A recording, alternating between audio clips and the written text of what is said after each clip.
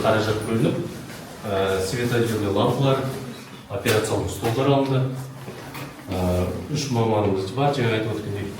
Енді кезекте жаңағы әртүрлі операциялық жағдайлар болса, осы жерде перзентхананың ішінде операция жасаймыз. Әлі бұған дейін жасалған жоқ қой? Жоқ, міне енді бастағалы тұрмыз. Осы майда ғана келді аппаратура. Мұның барлығы Қазақстан халқына қоры арнайы содан қаржы бөлінді. Жабдықталды.